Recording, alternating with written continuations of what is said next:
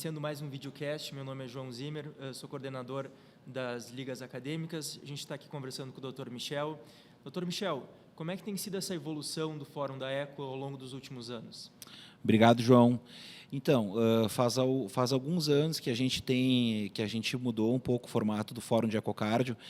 A gente tem sempre tentado realizar cada palestra, uma palestra clínica e uma palestra de ecocardio, uma com ligação com a outra, para tentar trazer o clínico mais próximo do ecocardiografista. A gente tem tido resultados interessantes, a gente acha que é importante isso, falar um pouco mais também da parte clínica e não focar apenas no ecocardio.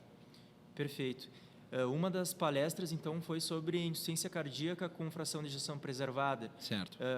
Queria que o senhor comentasse um pouco sobre o papel da ecocardiografia nesse tipo de paciente, nesse tipo de comorbidade clínica. Então, João, a insuficiência cardíaca com fração de ejeção preservada, hoje em dia, ela conta quase até, ela responde, na verdade, por até quase 50% dos pacientes com insuficiência cardíaca, né? Uma entidade que até há pouco a gente fazia menos diagnóstico e também pouco tratamento se tinha, até por volta de 2014, praticamente a gente não podia oferecer nada de tratamento para esses pacientes. Então, os algoritmos, os scores, na verdade, né, para tentar estimar o risco desse paciente ter insuficiência cardíaca, eles levam em conta o ecocardio, né? Então, nós temos o score, o H2-FPF, e o HFF-PF, né? Ambos eles utilizam a ecocardio como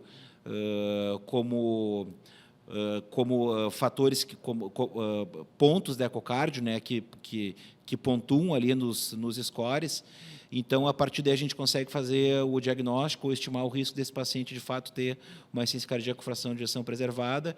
E também, com os novos estudos, agora a gente tem tratamentos que a gente tem, medicações, tratamentos que a gente pode oferecer para esses pacientes. Era uma área que, dentro da cardiologia, era muito subdiagnosticada e também que tinha um tratamento meio nebuloso, que não tinha tantos estudos, né? E a ecocardiografia, sem dúvida, com esses novos scores, eles conseguiram, então, ter menos subdiagnóstico, né? Exatamente. Então, como eu comentei, né, o H2-FPF, pelo menos, ele tem duas variáveis que entram no ecocardio, e o HFF-PF, ele já era um score um pouquinho mais complexo, e ali entra mais variáveis ainda, né, da ecocardio. Então, a gente consegue fazer um diagnóstico mais preciso com o uso da ecocardio e com outros dados clínicos também. E são variáveis que conseguem ser vistas em todos os pacientes, ou alguns pacientes são um pouco mais difíceis de conseguir ver essas variáveis? Praticamente são variáveis que a gente consegue visualizar, consegue aferir em todos os pacientes. Perfeito. Tivemos também no Fórum da ECO uma palestra sobre pressões de enchimento nos pacientes com fibrilação atrial. Queria que o senhor comentasse um pouquinho sobre essa palestra. Certo. Então, na verdade, a fibrilação atrial ela é uma entidade à parte, né, quando a gente fala em pressão de enchimento, porque nós utilizamos, um dos parâmetros que a gente utiliza para ver pressão de enchimento ou pressão atrial esquerda, nada mais é uma avaliação, é um cálculo que a gente faz para saber se o paciente ele tem congestão pulmonar ou não. No paciente que está em ritmo sinusal, a gente utiliza a relação da onda E, dividido pela relação da onda E'. A onda E' é a velocidade da onda E' septal e da onda E' lateral do anel transmitral. Então, a gente usa a velocidade da onda E dividida pela velocidade da onda E', a partir daí a gente tem um valor. Acima de 14, nos pacientes em ritmo sinusal, é uma das variáveis que indicam, então, aumento das pressões de enchimento, e na fibrilação atrial, a gente utiliza apenas a relação E dividida pela velocidade da onda E' acima de 11, é um sinal de que a pressão de enchimento está elevada.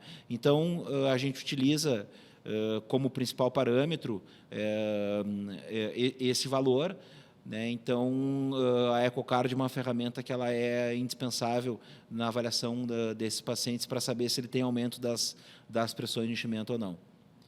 Perfeito.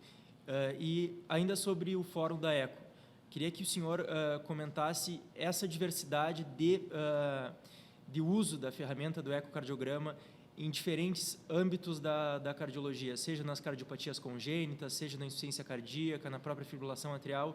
Eu queria que o senhor comentasse um pouco desse recurso que é tão fundamental no diagnóstico e, consequentemente, na terapêutica dos pacientes com Então, a primeira parte do nosso fórum hoje de manhã, inclusive, foi sobre a avaliação do recém-nascido cardiopata, né, e também o que o ecocardio pode oferecer no diagnóstico, né, e subsequentemente no tratamento dessa criança que tu faz o diagnóstico de uma cardiopatia congênita, às vezes complexa. Então, ela é indispensável, né? Então, no cenário da insuficiência cardíaca, no cenário da fibrilação atrial, no cenário da investigação do AVC, né, a gente tem, hoje em dia, a gente tem ferramentas diversas para avaliação da função sistólica do ventrículo esquerdo, não só a fração de ejeção.